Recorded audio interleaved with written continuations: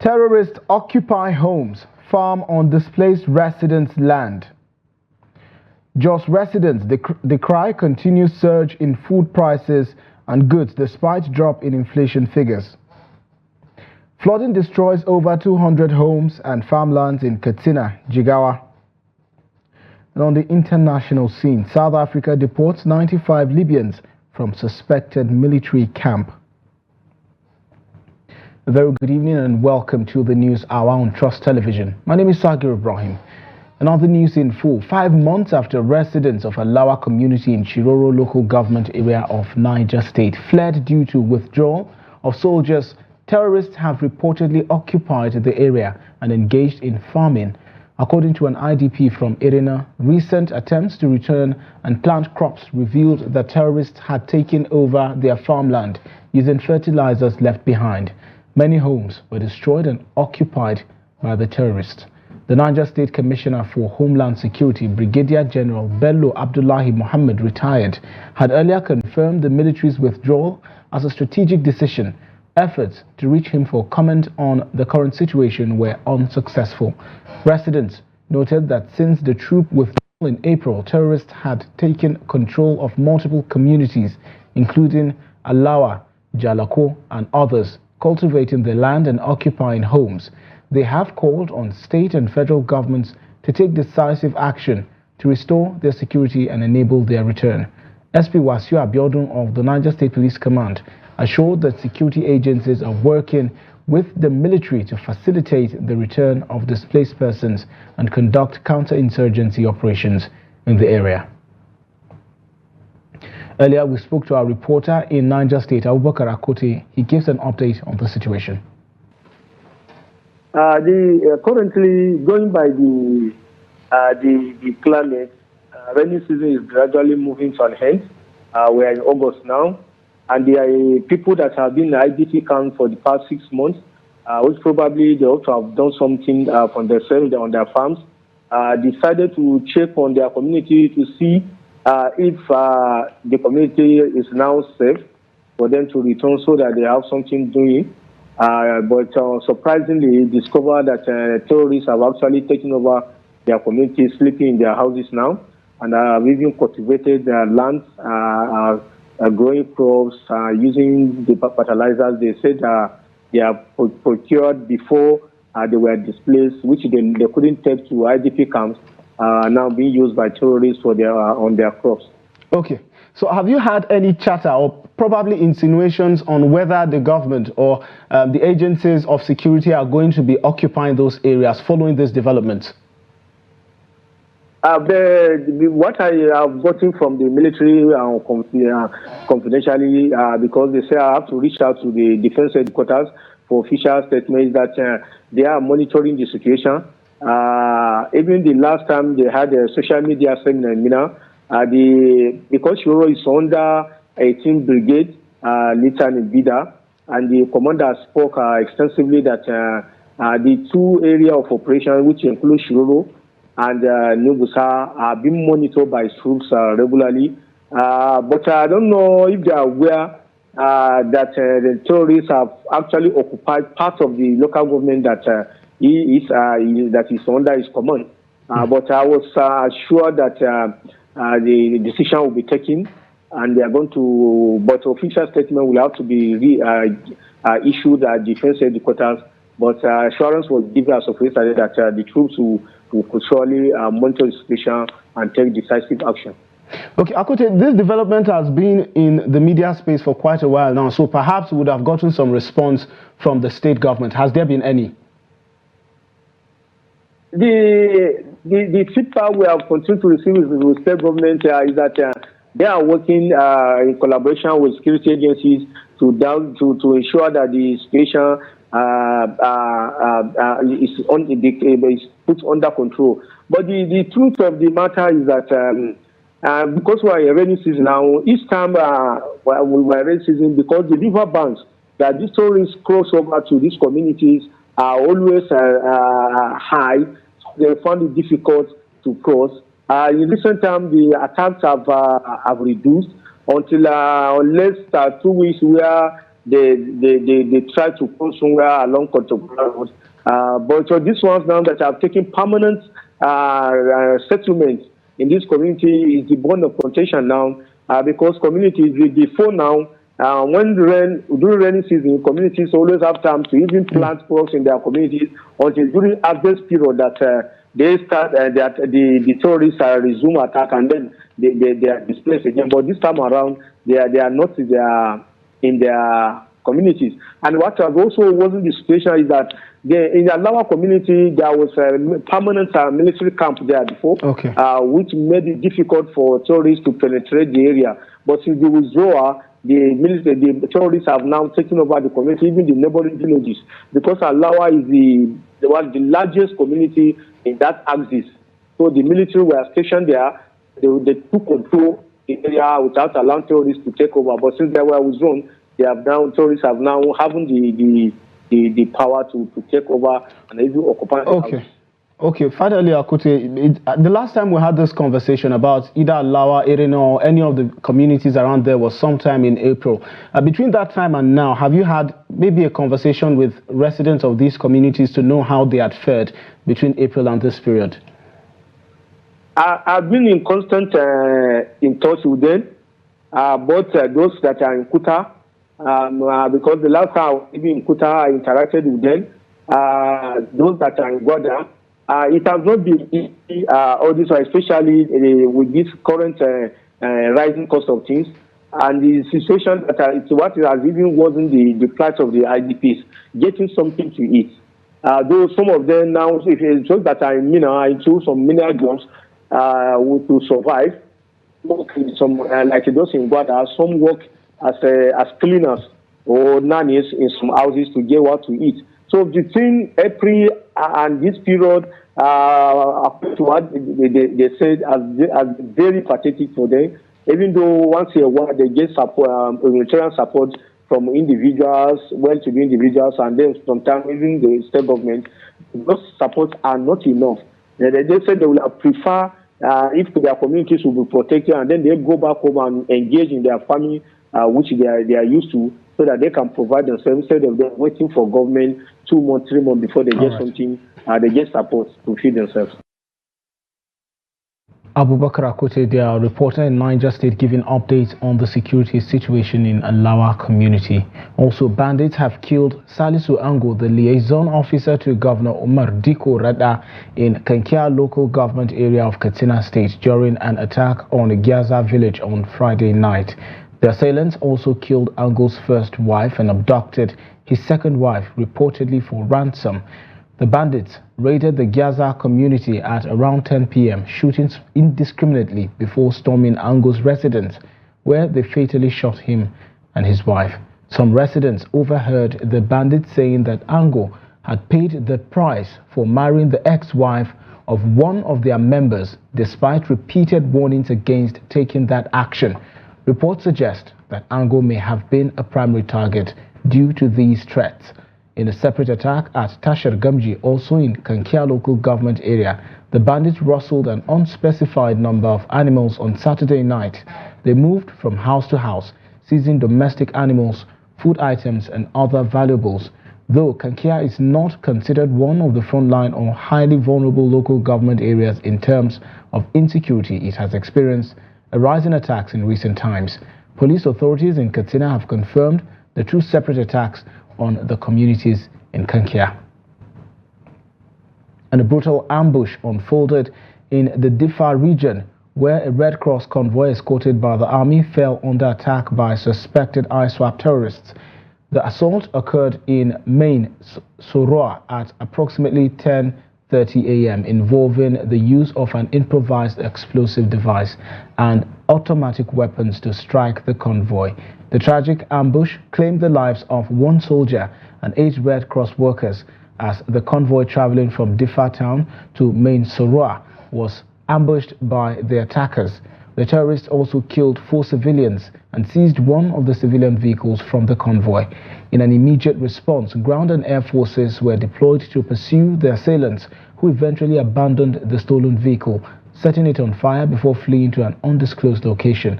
ISWAP, also known as the Islamic State of West Africa Province, has since claimed responsibility for the attack, confirming the death of the soldier and 8 Red Cross staff members. This incident underscores the persistent security challenges in the Diffa region, where humanitarian workers are increasingly becoming targets of extremist violence. The International Committee of the Red Cross and the ICRC has yet to issue a formal statement, but the loss of its staff is a devastating blow to its operations in the area. And also, resident doctors at the Federal Medical Center Asaba are demanding the unconditional release of their colleague, Dr. Ganiat Pokwala, who was kidnapped by unknown gunmen in Kaduna last December. To press their demands, the doctors staged a peaceful protest within the hospital premises. Dr. Pokwala was abducted on December 27, 2023, alongside her husband and nephew. While her husband was released earlier this year, she remained in captivity 7 months after the incident. During the protest, the resident doctors warned of a potential strike if their colleague is not freed soon. They also cautioned that the worsening security situation in the country will exacerbate the brain drain in the healthcare sector if not urgently addressed. No. Coming to the hospital and getting a doctor kidnapped, a staff of that hospital kidnapped without in short, I can't just phantom the process. I can't just phantom what she has been through for the last 7 months plus. We are joining our forces around the whole world, pleading with the press, pleading with the security agents, pleading with the Federal Institute.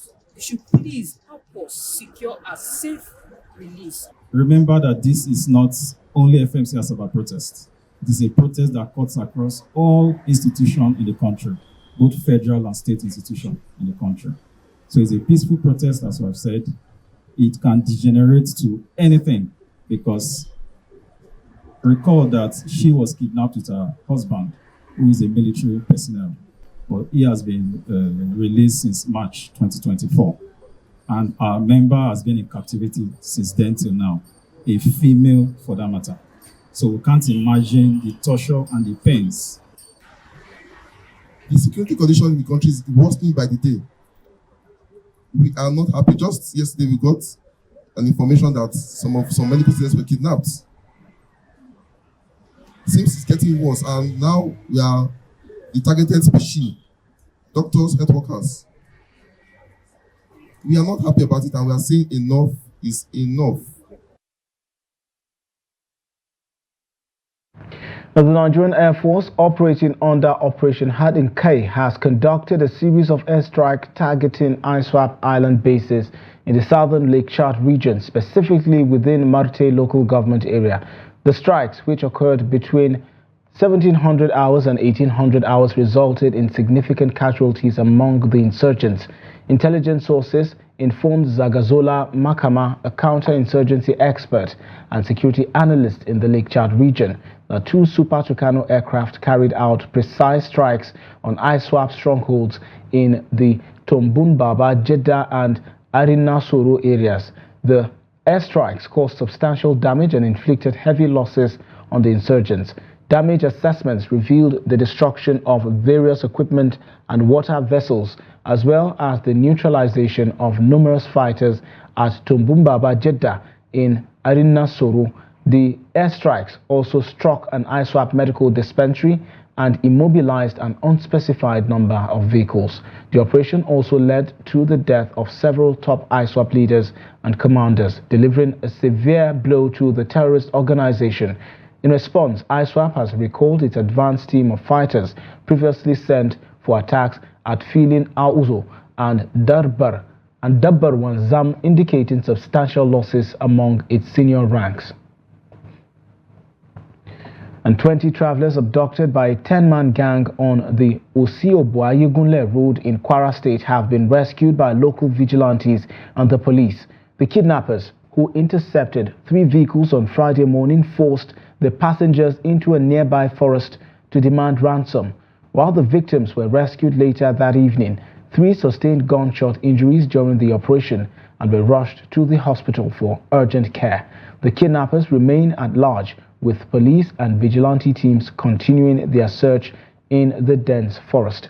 Kwara State Police Command, in a statement on Saturday, confirmed the rescue, assuring the public that efforts to apprehend the culprits are ongoing.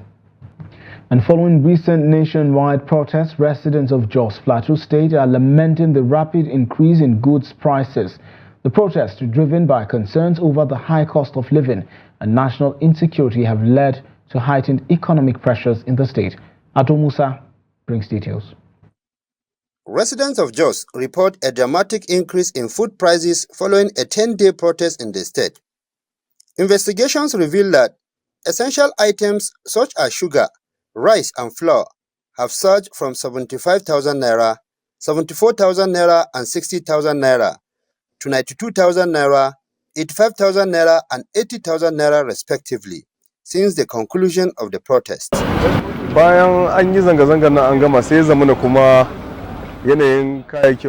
After the conclusion of the protest, prices of food items continue to increase.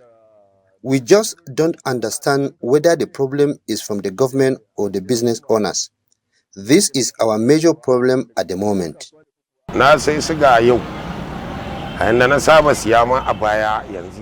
I bought sugar today and the price has increased. I asked why the sudden price increase. The retailer told me that he also bought it in a high price, and so he has to increase the price. We don't know the government is aware of the situation. Before protest, things were a bit down, but after the protest, things are too high. I can't buy it. I come to market, I can't buy anything. Things are too expensive. Wholesalers at Kasuandere Market, a major food and goods hub, have refuted claims of unjustified price increases. They attributed the surge in price to external factors rather than deliberate inflation. Mostly the increment we have in our market is artificial due to the fact that most of the companies are not working. Most of our people used to shatter lorry or used to carry their lorry and fuel it. They used to fuel their lorry to go and bring goods in other places because the companies are not working. So they have to go to other dealers in other states that they can get goods and bring it down to Jos. So that's the reason why you see some little increments on top of other goods. But there are goods that did not even increase price, but people are saying that they have it has increased price. If you can look at it, most of the shops inside town, they are the ones that have increased most of the money. And if you ask them, they will tell you it's from the market. On our own, we cannot actually increase our prices inappropriately. Because if you refuse to sell, we have competitors are around. The other person nearby will sell. The price increases is coming right from the manufacturers. And it is translating. If we buy, we add up the price increases. So it's not something that somebody can stay in a shop and determine how much he is going to sell. They have to put fuel to go to Lagos and come back empty. So these are parts of the causes of the increments. Then secondly, a lot of stock. Plateau people have exhausted a lot of stock during the protest. So, and there is no more stock on ground. Some people have to travel extra mile to go and look for items. You know, the expenses will be more than before. Residents are calling on the government and relevant authorities to take action to stabilize the prices of goods and services. They stress the need for measures to ensure that essential items remain affordable for the average person. From Jos, Ado Musa reporting for Trust TV.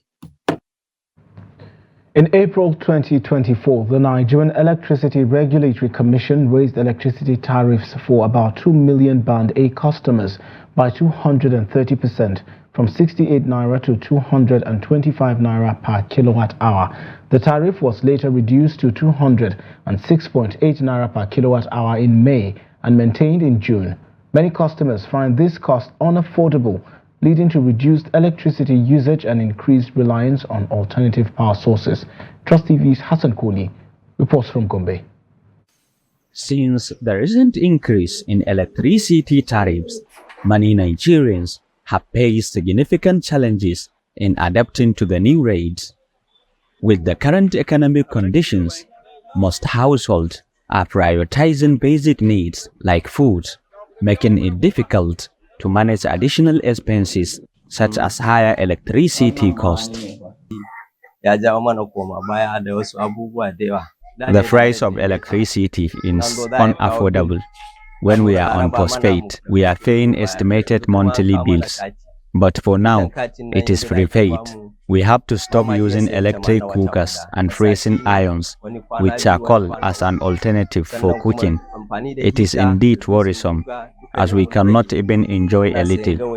In fact, a common man has less, if not anything, to enjoy in this country. Our leaders are just like a statue, doing nothing to improve the standard of living.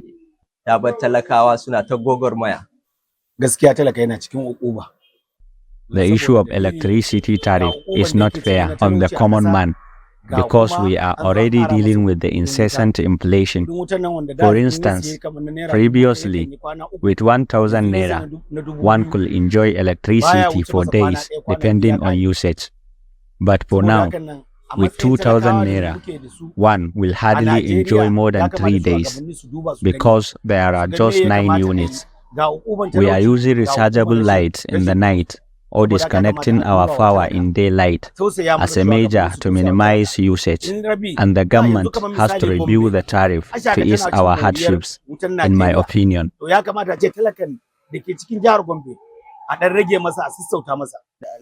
Businesses reliant on electricity are forced to raise prices for their goods and services to maintain profitability due to the increased tariff.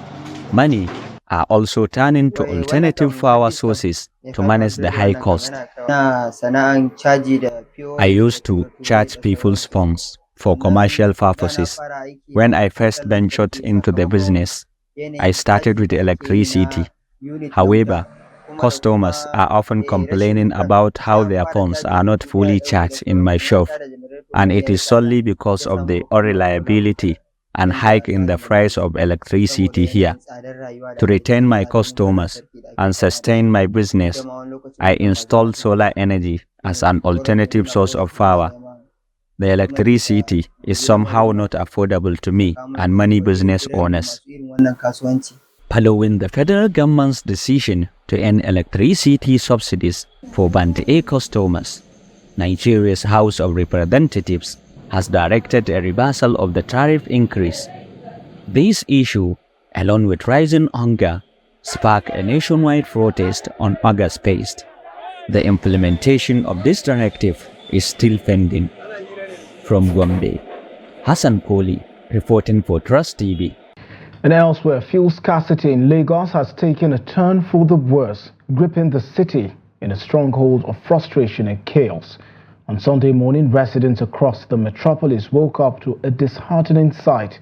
Many filling stations shut their gates, refusing to sell fuel. With the fuel crisis deepening, transportation fares have skyrocketed, with commercial drivers seizing the opportunity to charge triple the usual rates, turning an already difficult situation into an economic burden for many. Victoria Tokolo has more in this report as presented from our studio. The ongoing fuel scarcity in Nigeria has deepened, leaving Lagos residents frustrated and stranded. Across the city, long queues have become the norm at filling stations, with many motorists spending hours just to buy fuel. The scarcity has also led to a sharp rise in transportation costs as commercial drivers exploit the situation, hiking fares and adding to the burden of commuters. In the Maryland area of Lagos, the NNPC and Northwest filling stations are among the few still selling fuel. Drawing long lines of vehicles, NNPC is currently selling at 568 naira per litre, making it a rare lifeline in the city. Many Lagosians who traveled to Maryland for fuel expressed their growing frustration with the situation, noting that they had to drive long distances just to find a station still in operation. As the scarcity drags on, the city's struggles continues with no clear end in sight. For an hour, 30 minutes. going around. I've been to Anthony, I've been to Ojota Road. Nobody is selling. From what's it called? Kudirat Abiola Way. None of the filling stations we are selling. The queue at Total Maryland is so long. The same with here. So from here, we've been there for 1 hour 30 minutes. We can't get food.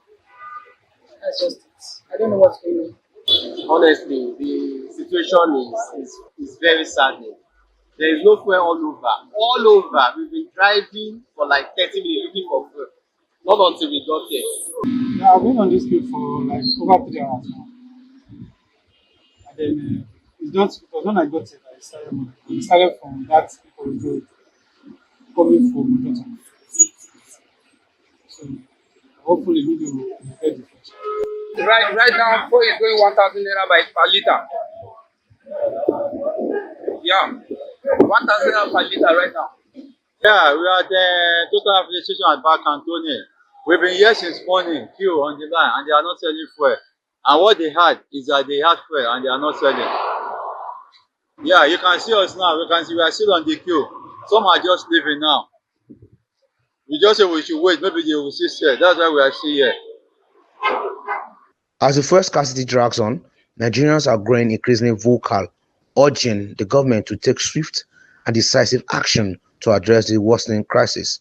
Frustration is mounting as citizens across the country face long queues, rising transportation costs, and the daily uncertainty of finding fuel. Many are calling for a more effective and transparent strategy to resolve the scarcity, emphasizing the need for immediate intervention to ease the burden on ordinary Nigerians. The plea is loud and clear. The government must act now to restore normalcy and prevent future hardship.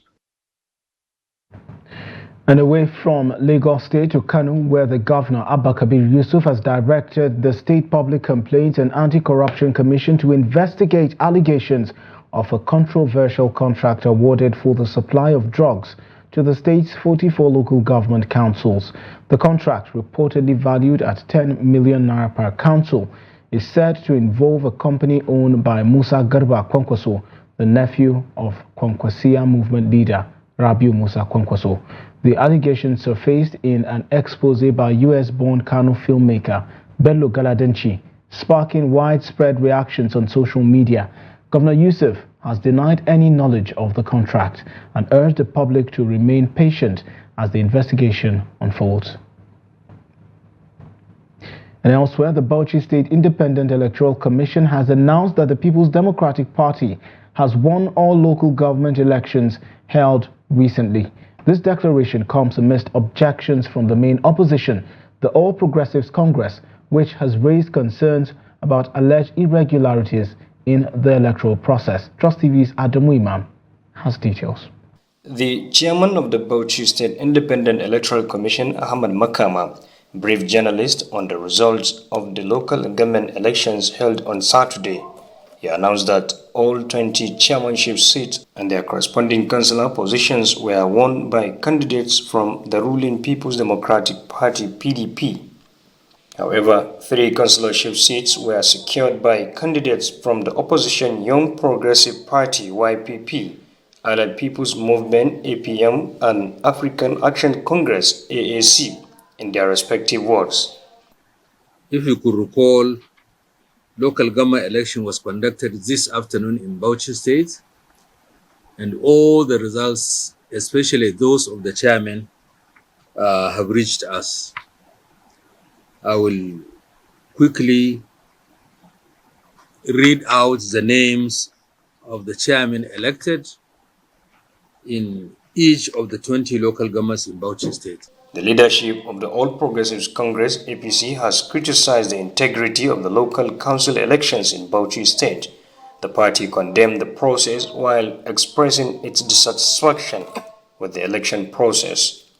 We blame the Bauchi State Independent Electoral Commission, chaired by Alhaji Ahmed Makama, for failing to ensure the right thing is done at the right time and for failing to resist the PDP government in its quest for political dominance against the popular will of the people of Bauchi State. We reaffirm our stance that the purported local government elections is unacceptable, and we shall explore all legal means to reclaim our mandate and ensure that the right thing is done always. Earlier reports indicate that the election was largely peaceful. However, before the exercise, voters had expressed concerns about discrepancies in the voter register and delay in the arrival of election materials at many polling units. Adami Imam, Trust TV News, Bauchi. This is the news hour on Trust Television. Coming up after the break. A growing trend of failing marriages posing a danger to social norms and development. This and of course more news when we return. Join us again.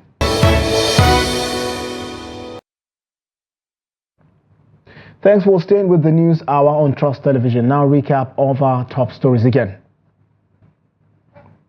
Terrorists occupy homes, farm on displaced residents' land. Jos residents decry continued surge in prices of goods despite drop in inflation figures. And to more stories now, at least 250 houses were destroyed following a heavy downpour at Nasinta village in Jibia local government area of Katsina State. The state has witnessed 1 week of unprecedented rainfall since Saturday last week, although no life was lost during the torrential rain which lasted for 3 days, precisely between the last Thursday, Friday and Saturday without respite. Several persons were said to have sustained various degrees of injuries. The disaster left most of the affected houses' occupants in a state of distress and uncertainty. It was also gathered that the absence of a proper drainage system in the area contributed to the destruction. A resident of the village, Masaudu Lawal, attributed the disaster to the disruption of a crucial drainage channel which had exacerbated the magnitude of the disaster. Another victim, simply identified as Abdurrahman Ibrahim, while sharing his experience on the incident, said the residents lost not only their homes but also valuables running into millions of naira. On Saturday, August 17, 2024, the member representing Jibia local government area at the Katsina State House of Assembly, Honorable Mustafa Yusuf, visited the affected area. The district head of Dadara, Usman Nagogo, expressed deep concern over the widespread destruction that sparked confusion among the residents. He therefore called on government officials and other stakeholders to extend compassion and support to the affected residents. Displaced residents are struggling to find shelter amidst the already existing poverty, insecurity, and food insecurity.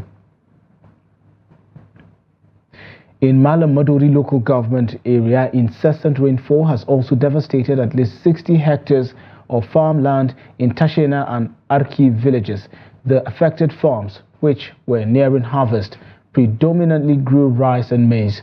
Farmers like Alhaji Haruna, who lost 2 hectares of maize, are now counting their losses as the floodwaters have destroyed much of the anticipated bumper harvest.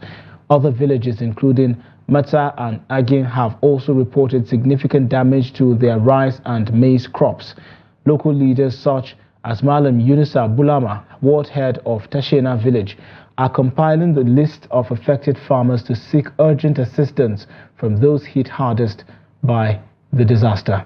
This flooding has caused severe setbacks for the agricultural sector in the region, which had been expecting a successful harvest before the heavy rains struck.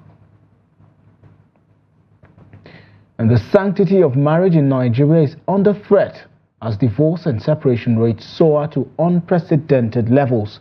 The toll is particularly heavy on women and children who are left to bear the brunt of broken homes.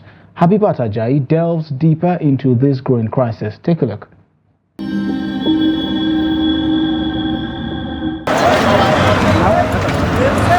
For Naima Bilal, waking up each morning has become a chore as she ruminates on some of the choices she has made in her life. As a woman who has been married for 12 years, the fairy tale of living together forever was the end goal when she got hooked, but the journey has been far from rosy. Her ideal of love has been tamed by the pain and abuse she had to endure in her marriage. While still navigating the challenges of parenthood alone has been a nightmare as her husband fully neglects his responsibilities. Behind the closed doors of Nigerian homes, a silent epidemic of marital abandonment looks in the dark, tearing families apart. The survivors, often women and children, are left to pick up the pieces. They face the harsh realities of life without the support of their spouses and fathers. Ina yin komai da komai ma iyalina, amma wannan auren ba komai bane ba illa wahala. Kullum yana dukana, ban sani ba ko kuma wani abu ne yake damun shi ko kuma saboda bayi da sana'a ne. Na koma gurin iyayena domin a samu a taimaka mishi ya fara sana'a, amma duk da haka abubuwa ba su canja ba, kamar ma ƙara gurɓancewa suka yi. Idan ina da ciki sai ya yi ta dukana. Cikina har guda 3 suka zube saboda dukan da yake mun. Yanzu 'ya'yana guda 2 da shi. Ina yawan rashin lafiya, na je na asibiti, likita ya ce ina da cutar ƙoda. Na yi kuka, na dawo na gaya ma mijina, amma iyakacin abin da ya ce min shine Allah ya bani lafiya. Ya tafi ya bar ni da kuɗin asibiti da wa'insu buƙatun asibiti. Na tafi gurin iyayena don na gaya musu halin da ake ciki. The phone and end the call. Suddenly, he came up with 12 rules, which is, I should stop calling my relatives, my friends. I should quit How can I quit my job? He met me with the job, claiming men might flirt with me. For heaven's sake, I'm a married woman. How will I allow that? Finally, I got pregnant. Then he stopped sleeping at home as frequently. If I dare to ask, he beats me up. At some point, he stopped coming home. I complained to his family. He claimed I was not an obedient wife, despite all I passed through. I gave birth to my bouncing baby boy. My neighbor was there to help, but my husband was nowhere to be found. Until the naming ceremony day that he showed up his face. After that day, the whereabouts of my husband became unknown. After 5 years, I learned that my husband remarried. The children, he left us. He doesn't reach out to us. According to the Violence Against Persons and Prohibition Act, Section 19, Subsection 1, spousal battery.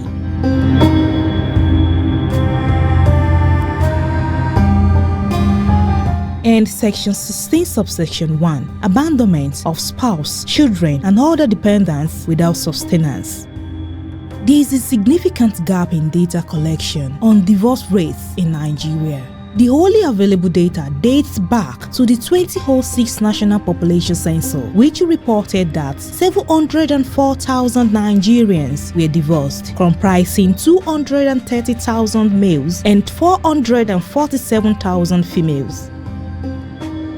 According to the UN reports, 48% of Nigerian women experienced violence since COVID-19 pandemic.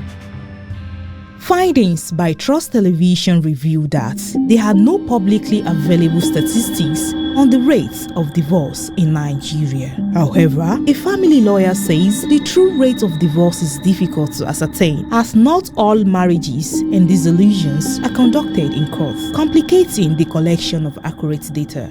But assuming it used to be in the hundreds, it's actually in the thousands now. Oh yes, not in many more hundreds, it's actually in the thousands now. And it's happening on a daily across the courts in Nigeria, depending on the kind of marriage. Bearing in mind too that not all dissolutions go through the courts. There are dissolutions that are private, particularly where those marriages are, customary marriages. They get to a point, and this was, unwilling. They don't even want to see eye to eye. They don't want to look at this thing and see the possibilities. All they see is they've just gone to a place where all they see is no, it can't work. Parents don't send their children to school so that their children will in turn take care of them. Parents send their children to school because it is their duty. That is what fathers do. So coming out from all of that, I come in to say, in marriage, there are duties. We don't do them because of this, because of that. It is what a husband should do or does. It is what a wife should do or does. So a lot of times when we neglect our duty and fail to carry out our responsibility, irrespective of the reason, people should actually prepare themselves for ahead of time. Otherwise, by the time they get in there, they become weak marriage-wise, because they are not loaded with information, they are not loaded with knowledge, they are not loaded with ability to take themselves through the marriage. From a legal standpoint, Barrister Chioma Oyenuche Yauko highlights the complexities surrounding marital abandonment in Nigeria.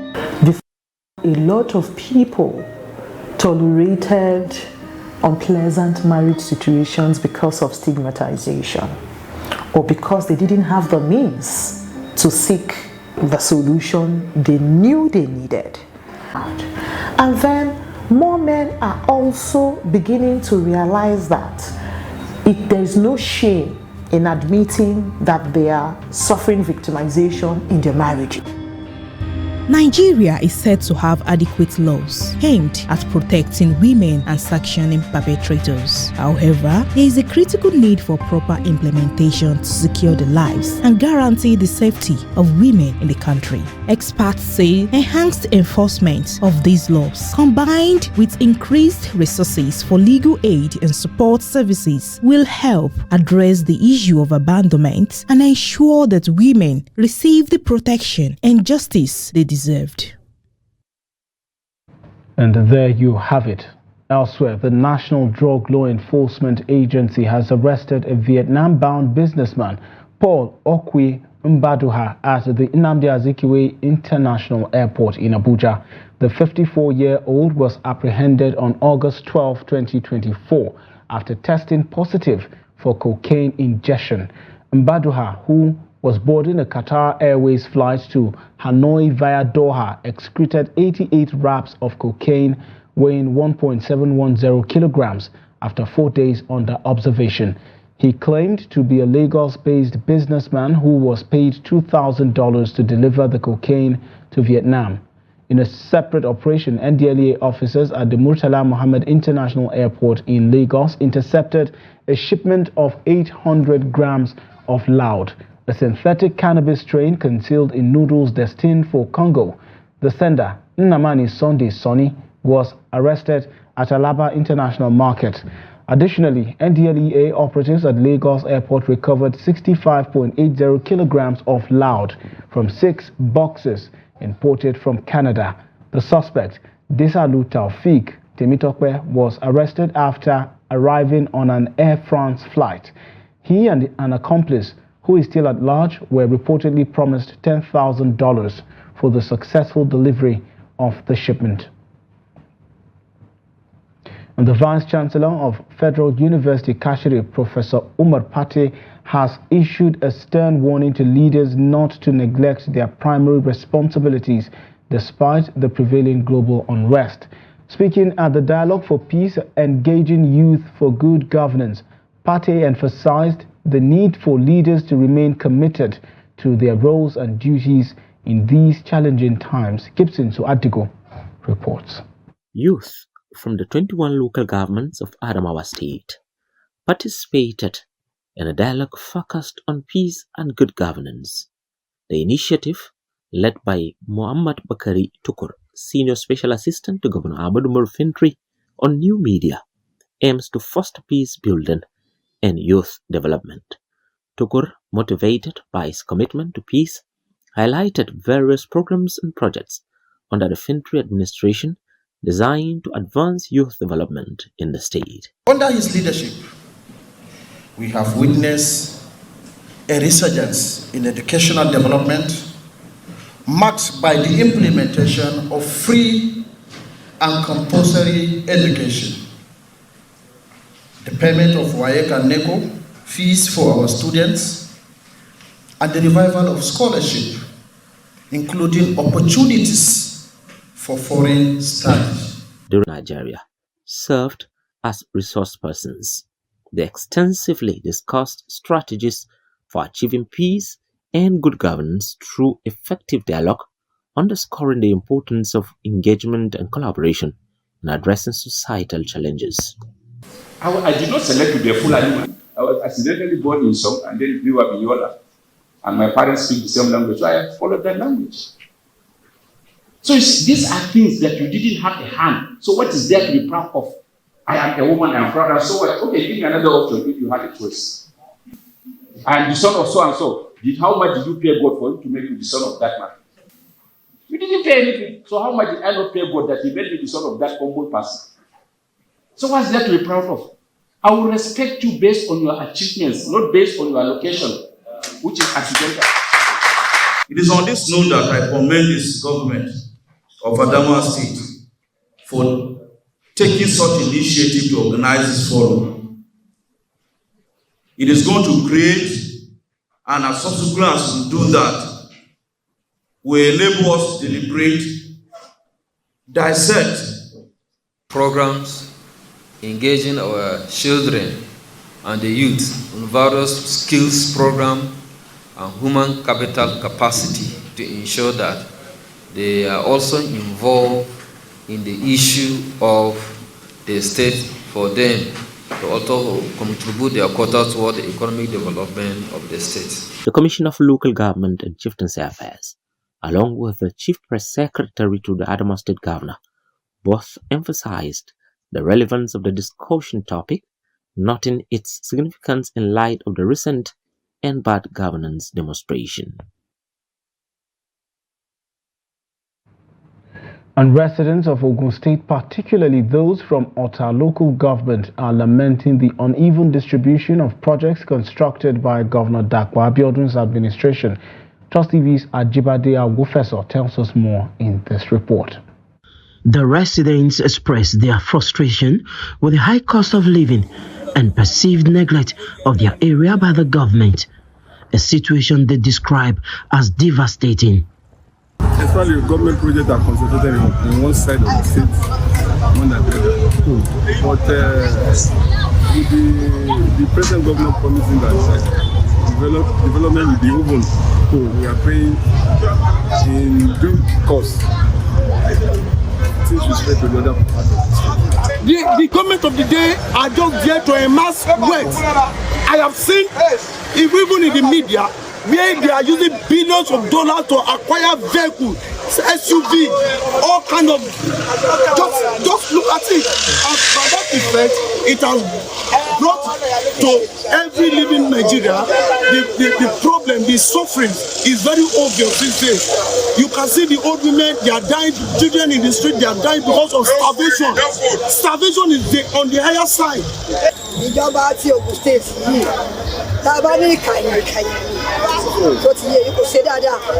Of the state has not been fair to the masses. Honestly, they have not lived up to expectations. Unlike the former government, this current government is not adhering, is not listening to the yearnings of the masses. We hope they change from this particular attitude, because that was not what we voted them for.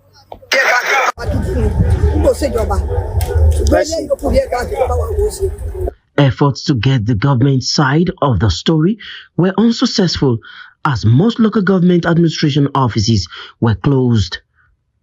Residents are calling on the government to prioritize good governance over political ambitions and self-aggrandizement. Number one, about our youth. The government of the day should endeavor to ensure the youth are gainfully employed. This will help remove them from the street and reduce insecurity. Where is 200 naira?